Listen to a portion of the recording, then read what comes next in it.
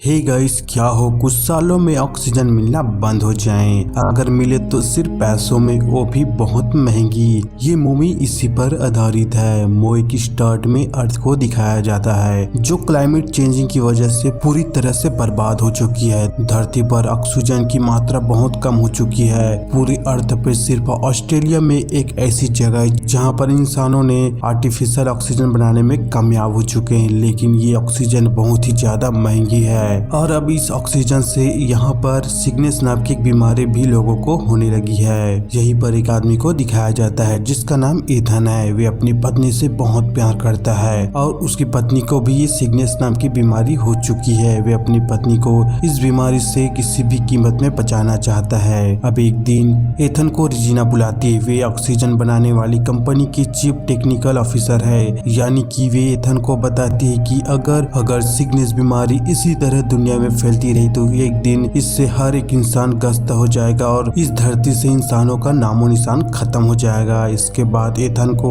Lab में ले जाती है जहां पर एक बहुत ही बड़ी चमकदार मशीन होती है। वे एथन को बताती है कि ये टाइम मशीन है, ये तुम्हारे पिता ने 20 साल पहले बनाई थी। तुम्हारे हाथ में जो वॉच है इस टाइम मशीन का एक पार्ट है। दरअसल जब एथन छोटा था तो उसके पिता ने उसके हाथ में इस वॉच को फिक्स कर दिया था जिससे वे अपने हाथ से निकाल नहीं सकता और वे मशीन चलाने के लिए इस पार्ट की जरूरत है। इसके बाद एथन को बताया जाता है कि उन्हें 400 साल आगे भविष्य से मैसेज मिला है, जिसमें भविष्य के लोग एथन को भविष्य में 400 साल आगे भेजने को कहा है। उन्हें बताया कि यहाँ पर सब कुछ पहले की तरह हो गया है, यानी कि वहाँ पर पेड़ पौधे ऑक्सीजन सब कुछ है। और अगर एथन वहाँ पर जाता है तो ये पता लग सकता है कि किस तरह से पेड़ पौधे और ऑक्सीजन को इस वक्त में यानी कि साल 2067 में दोबारा से बनाया जा सकता है। हालांकि एथन को इन बातों से पूरी तरह से यकीन नहीं है, किसी भी कीमत पर वहां नहीं जाना चाहता क्योंकि वे अपनी पत्नी से बहुत प्यार करता है जो बीमार है, इसलिए एथन वहां से चला जाता है। एथन के साथ उसका एक जून नाम का दोस्त भी होता है। वे एथन से कहता है कि तुम्हें भविष्य में जाना चाहिए, अगर तुम गए तो तुम इस पूरी दुनिया को बचा सकते हो,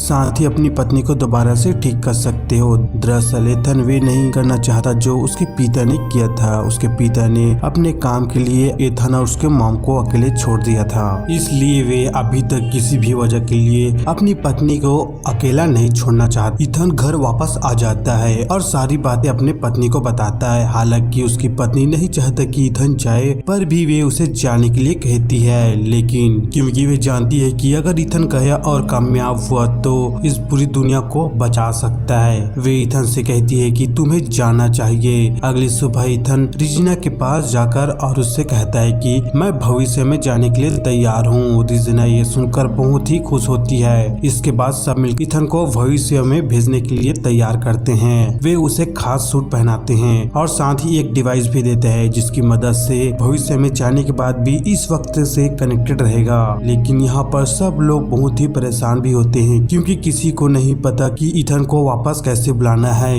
या वे वापस आएगा या नहीं। अब एथन को मशीन के अंदर बिठाया जाता है और मशीन को जैसे ऑन किया जाता है तो एथन लाइट स्पीड से ट्रैवल करते हुए इस दुनिया से आज से 400 साल आगे भविष्य में पहुंच जाता है। वे जंगल में जाकर गिरता है और जब वे चारों तरफ देखता है तो यहाँ पर सिर्फ और सिर्फ हरियाली होती है, साथ ही वातावरण में ऑक्सीजन की मात्रा भरपूर होती है, जिस ऑक्सीजन को लेने के बाद उसे बहुत अच्छा फील होता है। अब वे यहाँ से आगे बढ़ता है, तभी उसे अपने सामने कंकाल दिखाई देता है जिसके सिर पर किसी ने गोली मारी होती है। और जब वे उसके पास जाकर इन्वेस्टिगेट करता है तो उसे पता चलता है कि ये कंकाल और किसी का नहीं बल्कि खुद उसी का है। वे उस कंकाल के हाथ में चेक करता है तो उसके हाथ में भी वैसी ही डिवाइस होती जैसा कि उसके हाथ में था। वे डिवाइस को वैज्ञानिकों ने दिया था, जो डिवाइस उसे इस दुनिया से साल 2067 में कनेक्ट रखेगा। वे डिवाइस भी यहाँ पर होता है। एथन पूरी तरह से कंफ्यूज हो जाता, उसे कुछ समझ नहीं आता है कि यहाँ पर क्या हो रहा है। तभी वे अपने हाथ की डिवाइस को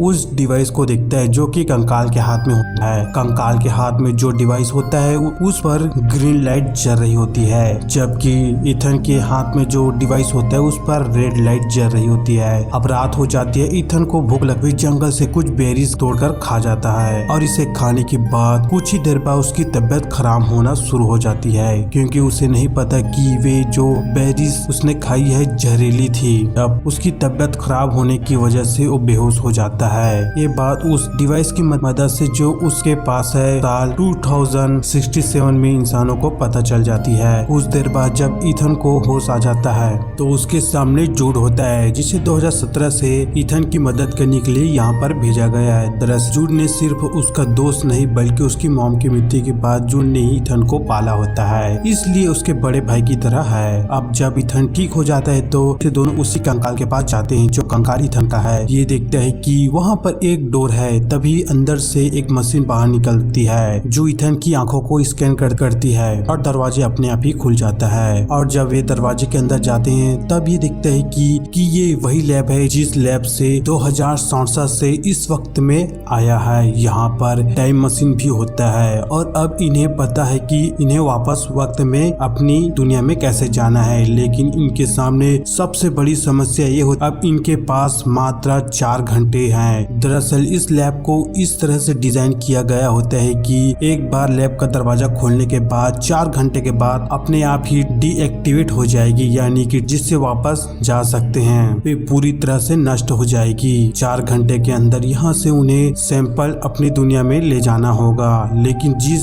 डिवाइस के अंदर सैंपल ले जा सकते हैं वे पूरी तरह से खराब होती है और उन्हें 4 घंटे के अंदर उसे ठीक करके यहाँ से निकलना होगा। ये दोनों की दोनों लैब से बाहर निकल जाते हैं और शहर की तरफ बढ़ते हैं। ये देखते हैं कि शहर पूरी तरह से तबाह हो चुकी है। इस दुनिया में इंसानियत का नामो निशान नहीं है। यहाँ पर बड़ी से बड़ी बिल्डिंग जो पूरी तरह से नष्ट हो चुकी है। ये समझ जाते हैं कि पास्ट में इंसानियत का जीवन का धरती से नामो निशान मिट चुकी है और इंसानों का मिटने के बाद धरती दोबारा प्रकृति ने जन्म लिया है और अब पूरी धरती हरे भरे जंगल है। ईथन यहाँ से आगे बढ़ते हुए अपने घर जाता है जो पूरी तरह से मिट्टी में मिल चुका है। ईथन को जो डिवाइस उसके कंकाल के पास से मिला था वे उसे ऑन करता है और जब उसकी रिकॉर्डिंग सुनता है तो उसे पता चल जाता है कि उसे मारने वाला कोई नहीं बल्कि उसके बड़े भाई जूड है। ईथन को कुछ भी समझ नहीं आता है कि इससे पहले कि वे यहाँ से निकलता जूड वहाँ पर आ जाता है। वे उसके सिर पे गन तान देता है। इससे पहले कि वे ईथन को मारता है ईथन उसे कन्विंस कर लेता है कि वे सैंपल ले जाने वाली मशीन को ठीक कर देगा।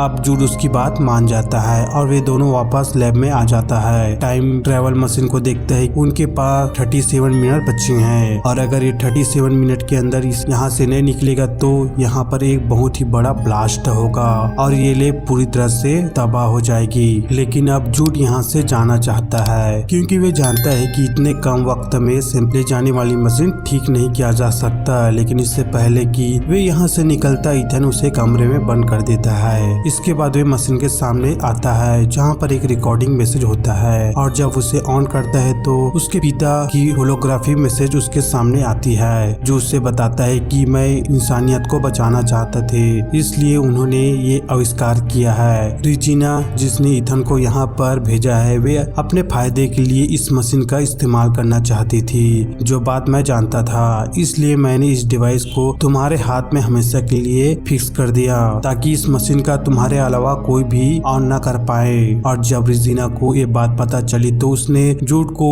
अपने साथ मिला लिया। उसने मुझे गोली मार दी। यहाँ पर ईथन को बहुत दुख होता है क्योंकि आज तक वे अपने पिता को गलत समझता रहा जबकि उसके पिता पूरी दुनिया को बचाना चाहते थे। अपने पिता को गलत इसलिए समझता था क्योंकि जूड हमेशा उसके पिता के बारे में उससे नेगेटिव बातें करता था, पर अब उसे सच्चाई पता चल चुकी है कि उसके पिता सच में एक हीरो थे और वे फैसला कर लेता है कि वे इस मशीन को डिस्ट्रॉय कर देगा ताकि रिजीना इस मशीन का गलत इस्तेमाल ना कर सके। और इससे पहले कि वे ऐसा करता जूड यहाँ पर आ जाता है और वे उस पर हमला करता है, लेकिन ईथन उससे लड़ने के लिए मना कर देता है। ये देखकर जूड के दिल में गिल्ट आ जाता है क्योंकि बचपन से उसी ने ईथन को पाला था। भले उसके मकसद गलत क्यों न थे लेकिन कहीं न कहीं उसके दिल में ईथन के लिए प्यार था और उसी गिल्ट में वे खुद की जान ले लेता है। दरअसल ईथन के पीछे उसे इसलिए भेजा था ताकि जब ईथन इस मशीन की गड़बड़ी ठीक कर दे तो वे उसे ईथन को मार दे जिससे रिजीना इस टाइम पोर्टल का इस्तेमाल कर सके और वे अपने आदमियों को